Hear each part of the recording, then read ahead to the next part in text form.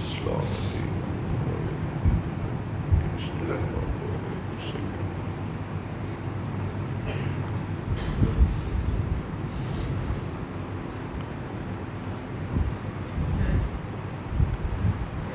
الحمد للہ نحمده ونستعینه ونستغفره ونؤمن به ونتوکل علیہ ونعوذ باللہ من شرور انفسنا ومن سیئات اعمالنا من يهده الله فلا مضل له ومن يضلله فلا هادي له واشهد ان لا اله الا الله واشهد ان محمدا عبده ورسوله اللهم صل على محمد وعلى آل محمد كما صليت على إبراهيم وعلى آل إبراهيم إنك حميد مجيد اللهم بارك على محمد وعلى آل محمد كما باركت على إبراهيم وعلى آل إبراهيم إنك حميد مجيد أما بعد فإن خير الحديث كتاب الله وخير الهدي هدي محمد صلى الله تعالى عليه وآله وسلم وشر الأمور محدثاتها وكل محدثة بدعة وكل بدعة ضلالة وكل ضلالة في النار أعوذ بالله السميع العليم من الشيطان الرجيم بسم الله الرحمن الرحيم يوم يقوم الروح والملائكة صفا لا يتكلمون إلا من أذن له الرحمن وقال صوابا ذلك اليوم الحق فمن شاء اتخذ إلى ربه مآبا سبحان ربك رب العزة عما يصفون وسلام على المرسلين والحمد لله رب العالمين آمين۔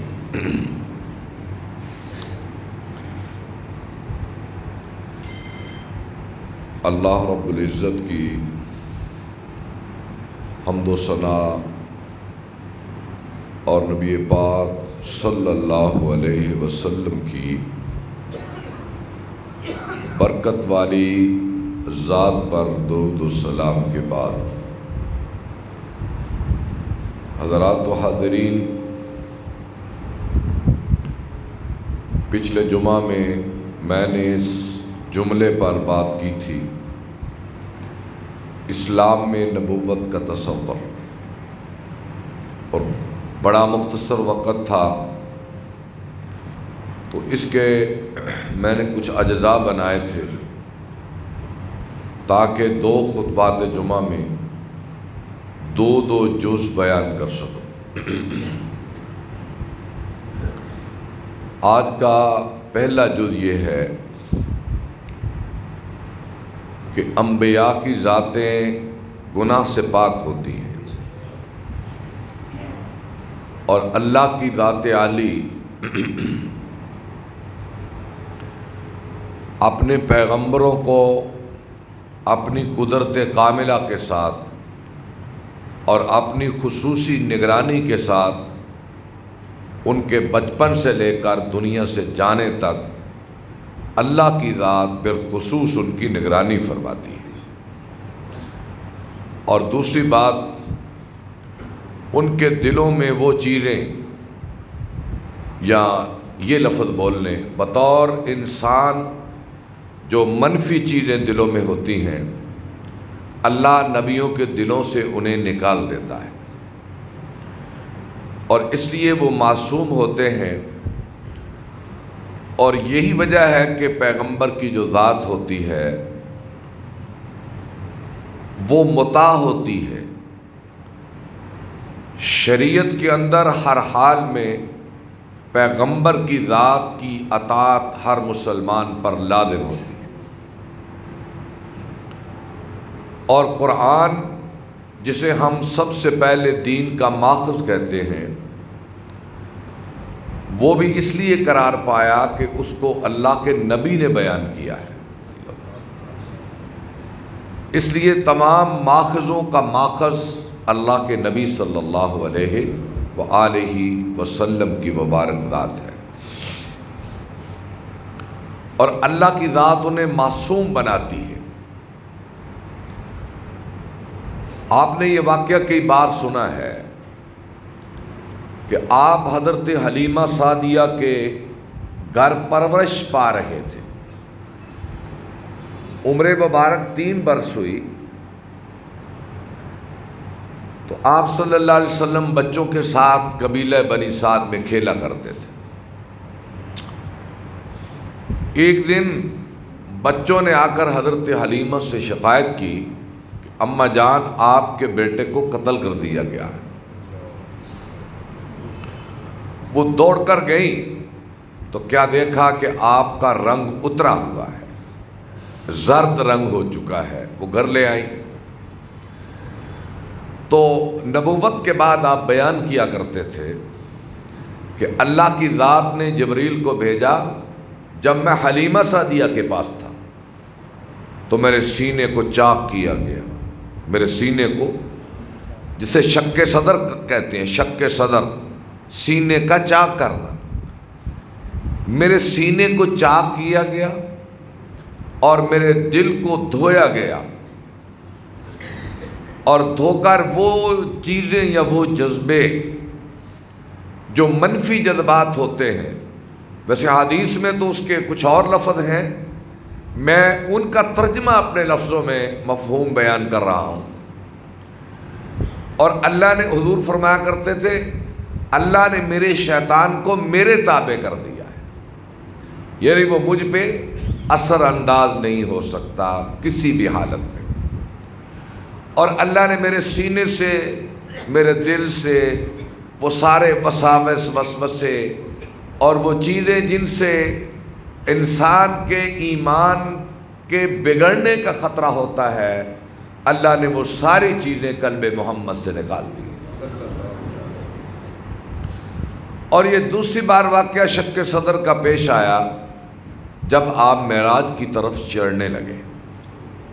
آپ فرماتے ہیں میرے پاس آنے والے آئے، مجھے جبریل نے اٹھایا اور بیر زمزم کے پاس لے گئے، میرا سینہ چاک کیا گیا اور ایک تشتری میں میرے دل کو رکھا گیا، پھر اسے دھویا گیا، اور دھونے کے بعد اسی طرح میرے دل میں اس کو سینے میں لگایا گیا، اور پھر مجھے معراج پہ لے جایا گیا، اور اس بار بھی وہی عمل ہوا جو بنی سعد کے قبیلے میں آپ کے ساتھ عمل ہوا تھا۔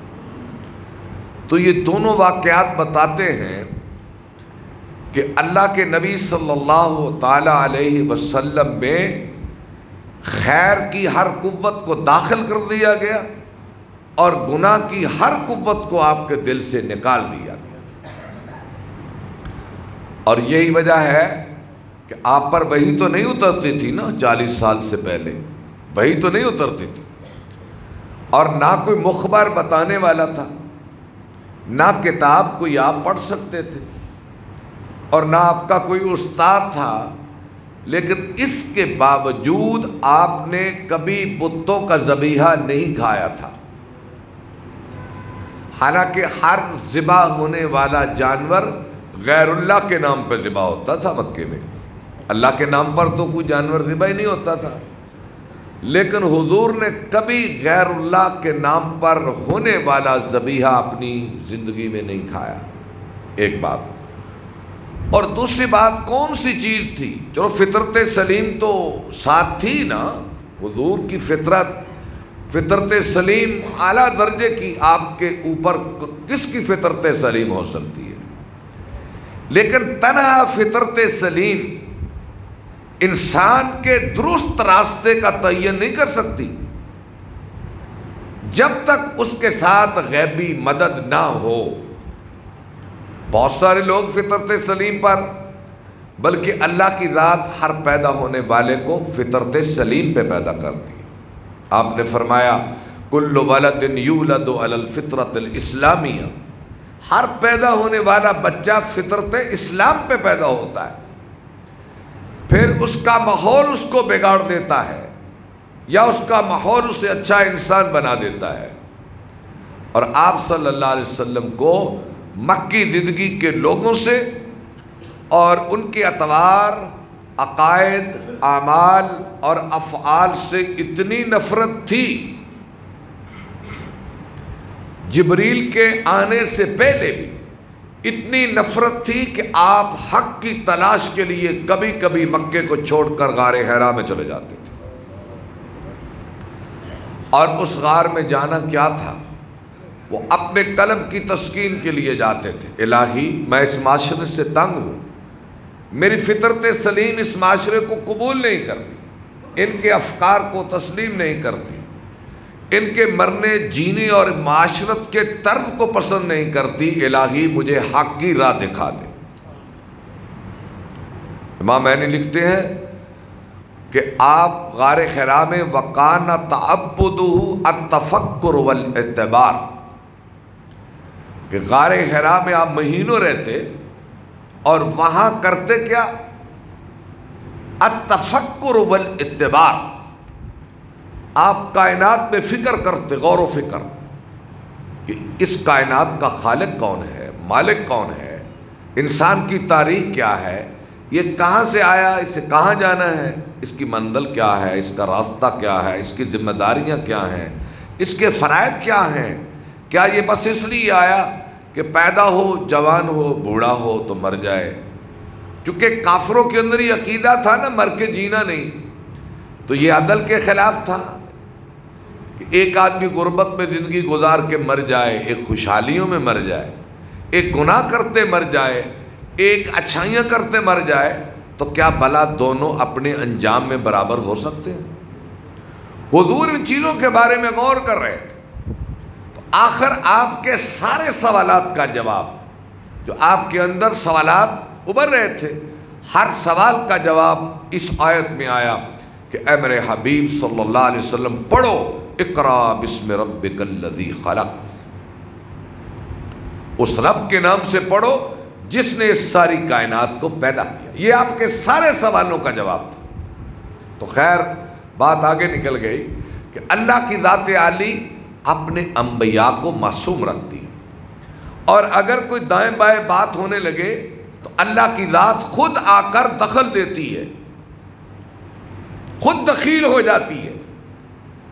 آپ اپنا خود واقعہ بیان کرتے ہیں، آپ فرماتے ہیں کہ کنت ارعى الغنم علی قراریط مکہ تھا، میں مکے کی وادیوں میں پہاڑوں کی چٹانوں پر اجرت پہ بکریاں چرایا کرتا تھا۔ عمر مبارک 18 برس میں بکریاں چرایا کرتا تھا۔ میرے دادا عبد المطلب وفات پا گئے، میں ابو طالب کی کفالت میں تھا اور مجھے ضرورت تھی اور اللہ کی مشیت بھی تھی۔ اللہ اس راز کو خوب جانتا ہے کہ اپنے نبی سے اس نے بکریاں چروائی۔ تو رات ہم بکریوں کو پہاڑوں کی وادیوں میں رکھتے اور وہیں پہاڑوں میں سو جاتے، جیسے عرب کا مزاج تھا۔ ایک رات میں نے اپنے ساتھی گلہ بان سے جو بکریاں چراتا تھا، میں نے اس سے کہا کہ دیکھو بھائی، آج مکے کے فلاں محلے میں قصہ گوئی کا مقابلہ ہے۔ عرب قصہ گوئی کے مقابلے کرتے تھے، قصے بیان کرتے، کوئی اپنے باپ کا، کوئی اپنے دادا کا، کوئی اپنے پردادا کا، بہادریاں بیان کرتے، اشعار میں قصہ گوئیوں کے واقعات ہوتے، مجمع لگتے۔ حضور فرماتے ہیں میں نے اس سے کہا تم میری بکریوں کا خیال رکھو، میرا جی چاہتا ہے کہ اس مجلس میں، قصہ گوئی کی مجلس میں بھی جاؤں۔ آپ فرماتے ہیں میں پہاڑ کی ڈھلوانوں سے اترنے لگا، یہ رات کی تاریکی تھی،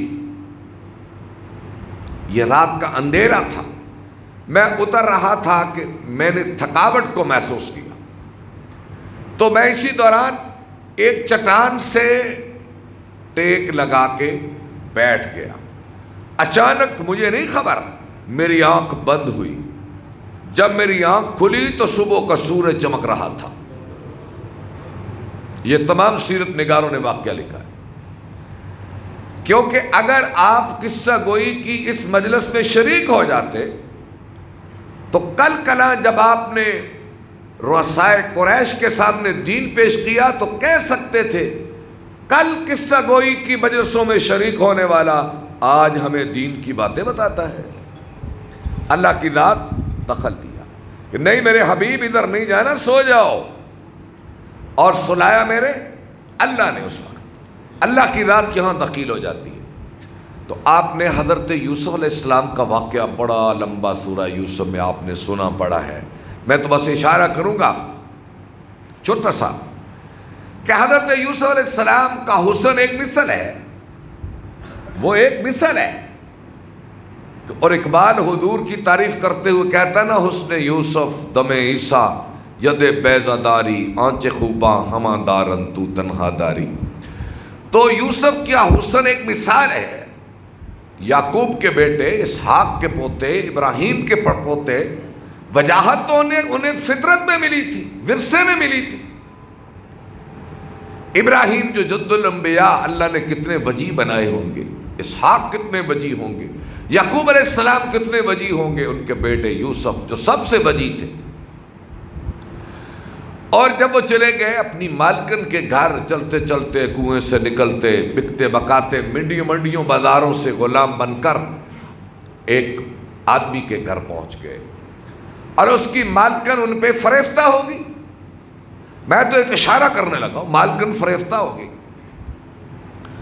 اور اتنی فریفتہ ہو گئی کہ اس کا عشق محبت حضرت یوسف سے جو تھی آپے سے باہر ہونے لگی، آپے سے باہر ہونے لگی، حتیٰ کہ اس نے ایک دن اس کوٹھری میں انہیں بند کر لیا اور ڈرایا بھی، لالچ بھی دیا، ڈرایا بھی، دھمکایا بھی اور لالچ بھی دیا، اور برائی کی طرف مائل کیا، اور بند سنور کے آئی۔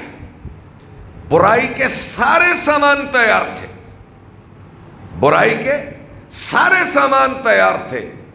قرآن بولتا ہے لولا ارآ برہان ربہ، اگر وہ اللہ کی دلیل نہ دیکھتا، تو آگے ترجمہ میں نہیں کر سکتا، اگر وہ اللہ کی دلیل نہ دیکھتا۔ اللہ کی دلیل کیا ہے؟ کہ میں نے نبیوں کو معصوم رکھنا ہے۔ اللہ کی دلیل یہ تھی کہ بھئی یوسف تو یعقوب کا بیٹا ہے، جو چاہے ہو جائے، یہ اللہ کی دلیل دیکھیے، جو چاہے ہو جائے، اے یوسف یہ نہیں ہو سکتا۔ اللہ کی ذات یہاں دخیل ہوئی ہے، آگے سامنے آ گئی، اللہ کی دلیل دیکھ لی کہ نہیں، جو بھی ہو جائے آپ بھاگے ہیں، آپ رکے نہیں، آپ بھاگے ہیں۔ اور اس نے پیچھے سے پکڑا، یہ واقعہ تو آگے لمبا، اس نے پیچھے سے پکڑا، اس کا مطلب ہے یوسف علیہ السلام بھاگے۔ اور عمر جوانی کی، جوانی بھی شباب کی انتہاؤں پر، اور مالکن وہ بھی خوبصورت، اور پھر دھمکایا بھی، لالچ بھی دیا، اور تنہائی میں سارے سامانوں کے باوجود میرے اللہ کی ذات کہتی ہے یوسف کو میں نے بچایا۔ اللہ کی ذات اس طرح نبیوں کو معصوم رکھتی ہے، کیونکہ اگر ان کے ذمے گناہ آ جائے تو گناہ گاروں کی رہنمائی کون کرے گا؟ اگر ان کے ذمے غلطی آئے تو غلط کاروں کی توبہ اللہ کے سامنے کون پیش کروائے گا؟ اس طرح اللہ کی ذات نبیوں کو معصوم رکھتی ہے، اور یہی وجہ ہے کہ ہر نبی کی عزت کرنا، احترام کرنا، اس پہ ایمان لانا، یہ ایسے ہی شرط ہے جس طرح اللہ کو ایک ماننا۔ مثلا میں ایمان لایا، میں امتی ہوں نبی آخر الزمان سید الانبیاء والمرسلین وخاتم النبیین سیدنا و مولانا حضرت محمد کریم صلی اللہ تعالیٰ علیہ تحیت والسلام کا میں امتی ہوں، میں ان پہ ایمان لایا ہوں، میرے نبی ہیں، لیکن جب تک میں موسیٰ کو اللہ کا نبی نہیں مانوں گا میں مسلمان نہیں بن سکتا۔ اس کا مطلب کیا ہوا؟ جب تک میں موسوی نہ بنوں میں محمدی نہیں بن سکتا، جب تک میں عیسوی نہ بنوں میں محمدی نہیں بن سکتا، جب تک میں ابراہیمی نہ بنوں اسماعیلی نہ بنوں، اور میں اسحاق کو نبی نہ مانوں یعقوب کو نبی نہ مانوں، میرا اللہ کے نبی کو نبی ماننا کوئی معنی نہیں رکھتا۔ اور قرآن مجید کیا کہتا ہے؟ آمن الرسول بما انزل الیہ من ربہ والمؤمنون کل آمن باللہ وملائکتہ وکتبہ ورسلہ لا نفرق بین احد من رسل وقالوا سمعنا واطعنا غفرانک ربنا والیک المصیر۔ مومن کی شان یہ ہے کہ وہ سارے نبیوں کو حق مانے، ساری کتابوں کو حق مانے۔ اگر آپ قرآن کو حق مانتے ہیں، منزل من اللہ مانتے ہیں، تو اگر آپ انجیل کو نہیں مانتے کہ وہ اللہ کی کتاب نہیں ہے تو قرآن پر ایمان لانا بھی کوئی معنی نہیں رکھتا۔ تورات پہ تو اسی طرح تورات ہے، وہ الگ بات ہے کہ ان قوموں نے تورات و انجیل کو بدل دیا، وہ تو الگ بات ہے، لیکن یہ تو مانیں گے تورات موسیٰ پہ نازل ہوئی، انجیل حضرت عیسیٰ پہ نازل ہوئی، اللہ کی کتابیں۔ آپ دعا نہیں پڑھتے؟ ایمان کی دعا، اعتقاد کی، آمنت باللہ وملائکتہ وکتبہ ورسلہ والیوم الآخر والقدر خیرہ وشرہ۔ یہ ایمان کی دعا ہے، اپنے ایمان کے اظہار کی دعا ہے۔ کیا مطلب اس کا؟ کہ میرا ایمان مکمل نہیں ہو سکتا۔ آمن تو میں ایمان لایا باللہ اللہ پر، وملائکتہ ہی اس کے فرشتوں پر، وکتبہ ہی اس کی ساری کتابوں پر، ورسلہ ہی اس کے سارے رسولوں پر، والیوم الاخر قیامت کے دن پر۔ اے اللہ تو قیامت کے دن کو لانے والا، والقدر خیرہ وشرہ، تقدیر اچھی ہو یا بری اس پر میں ایمان رکھتا ہوں کہ یہ فیصلے خدایا تیرے۔ اس لیے لیکن یہ تعلیم دیگر نبیوں کے ماننے والوں میں نہیں ہے۔ یہودی کہتے ہیں کہ صرف موسیٰ کو نبی ماننا کافی ہے، باقی نبیوں پہ ایمان لاؤ یا نہ لاؤ کوئی معنی نہیں رکھتا، بس یہ مان لو کہ موسیٰ اللہ کے نبی ہیں تم کامیاب ہو جاؤ۔ یہودی یہ کہتے تھے، اور جو عیسائی ہیں وہ تو ایسی بدترین اور لعین قوم ہے کہ ہمارے پیغمبر پہ ایمان لانا تو درکنار، حضور کی توہین سمجھنا اپنا مذہب سمجھتے، حضور کی توہین کرنا اپنا مذہب سمجھتے۔ آپ دیکھ لیں یہ ان 2 دہائیوں میں یورپ کے اندر حضور کا کس طرح مذاق اڑایا گیا، کہ خاکے بنائے گئے، کہ کتابیں لکھی گئیں، کبھی استہزاء کسی رنگ میں کبھی کسی رنگ میں۔ یہ عیسائیوں کا کام ہے، یعنی عیسائی بجائے اس کے کہ جس طرح ہم حضرت عیسیٰ کو اللہ کا نبی مانتے ہیں، مریم کا بیٹا سمجھتے ہیں، اور بغیر باپ کے معجزانہ خدا کی طرف سے ان کی ولادت سمجھتے ہیں، اور ہم کیا کہتے ہیں؟ وَأُمُّهُ صِدِّیقَةٌ، کہ عیسیٰ کی ماں صدیقہ تھی، سچی تھی، پاک دامن تھی۔ اور یہودی کہتے ہیں معاذ اللہ ثم معاذ اللہ، کیا کہتے ہیں؟ عیسیٰ بن باپ، آگے وہ لفظ ہے جو میں کہہ نہیں سکتا، عیسیٰ بن باپ ہے، اور اس پہ جو طنز کرتے ہیں وہ آپ سمجھ رہے ہیں، یعنی حضرت عیسیٰ پہ طنز، ان کی ماں پہ طنز کرتے ہیں۔ اور یہودی اور عیسائی دوست اور مسلمان جو کہتے ہیں کہ موسیٰ بھی اللہ کے نبی تھے، ہم ایمان لاتے ہیں، اور عیسیٰ بن باپ اللہ نے معجزانہ پیدا کیے، اور ان کی ماں پاک دامن اور خدا کی سچی بندی تھی۔ یہ ہے اسلام کی قدر، یا اسلام کی اقدار، یا اسلام کی سچائی۔ یا اسلام کی بلندی اور پاکیزگی اور پاک بات کہ ہم کہتے ہیں جب تک سارے نبیوں پہ ایمان نہ لائے، ہمارا اپنے نبی کو ماننا بھی کوئی معنی نہیں رکھتا. سارے نبیوں پر ایمان لانا ایسے ہی ہے جیسے خدا پر ایمان لانا. اگر خدا پر ایمان ہے اور کسی ایک نبی پر ایمان نہیں تو گویا ہم نے خدا کو بھی نہیں مانا. ہم نے چونکہ اللہ کے برگزیدہ بندے ہیں.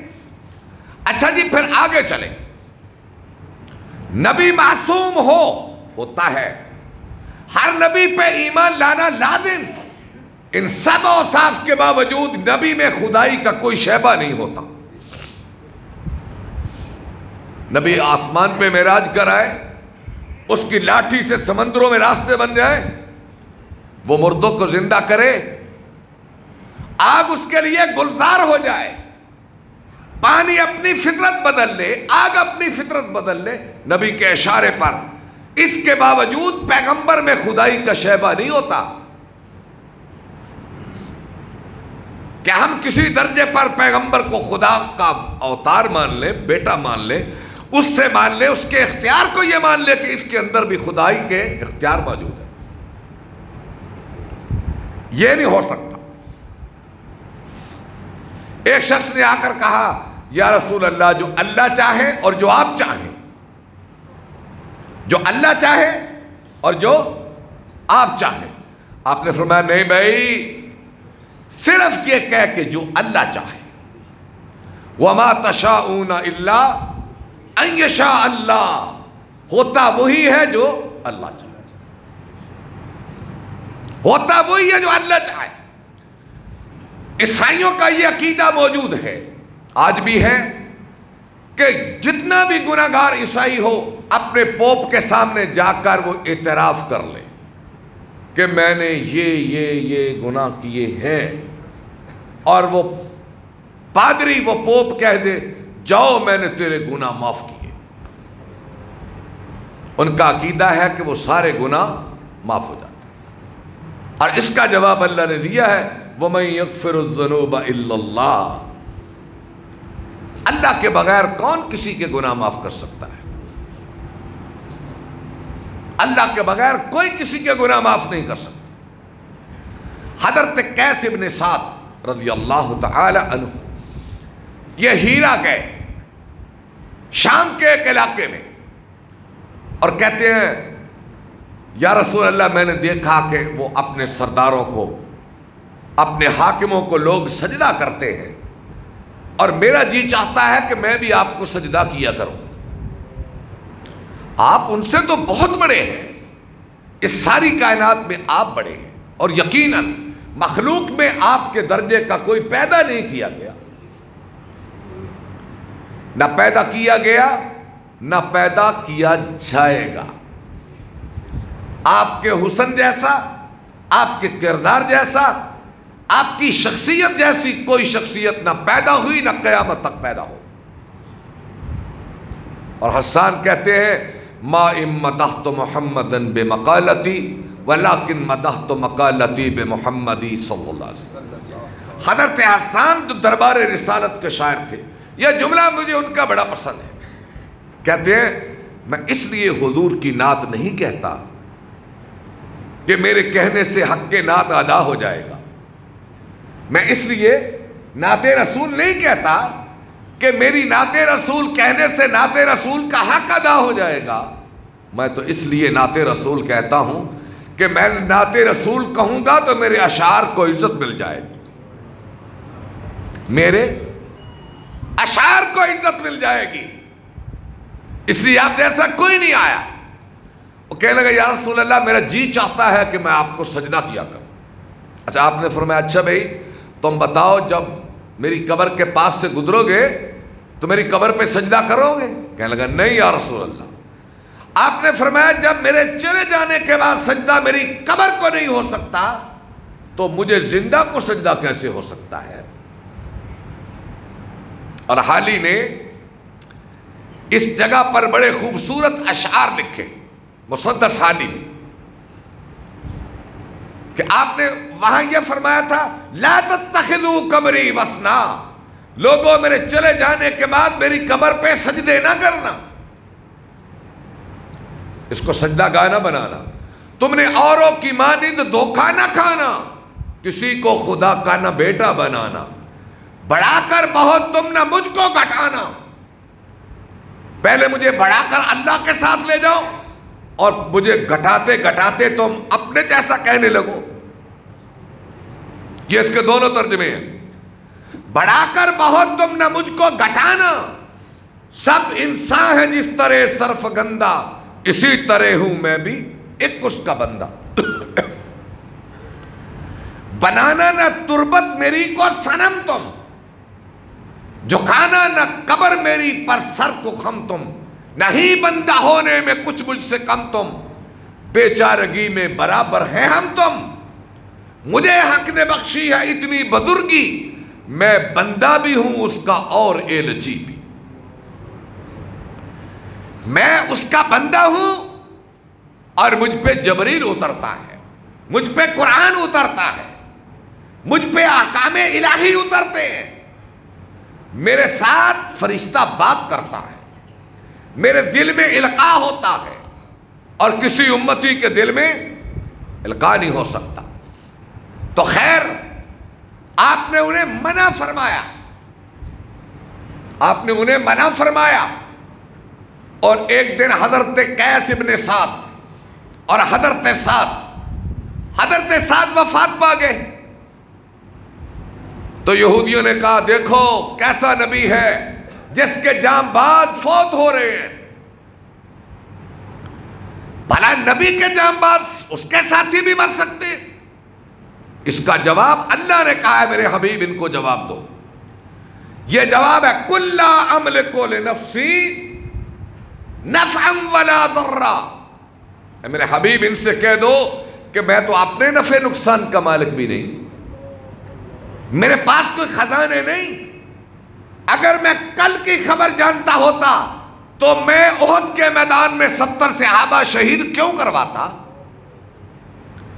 میرے اندر خدائی کا کوئی شائبہ نہیں ہے، میں تو وہ بات کرتا ہوں جو میرا خدا مجھے بتاتا۔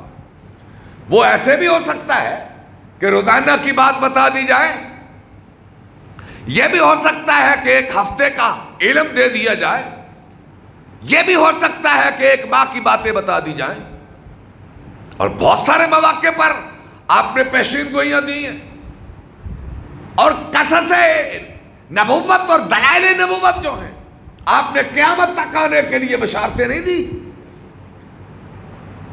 یہ اللہ کی طرف سے حضور کو علم ملا، اور اتنا تفصیل اور نبوت کی یہی دلیل ہے کہ آپ کی پیشین گوئیاں ہر زمانے میں سچ ثابت ہوئی۔ آپ کے بیٹے ابراہیم وفات پا گئے، اور یہ آپ کی آخری اولاد اور بیٹا، آخری اولاد اور بیٹا، چند مہینوں کے، بڑا پیار آپ کو، آپ نے انہیں اٹھایا رونے لگے، چھوٹی سی چارپائی پہ رکھ دیا رونے لگے، اور ادھر سورج کو گرہن لگ گیا۔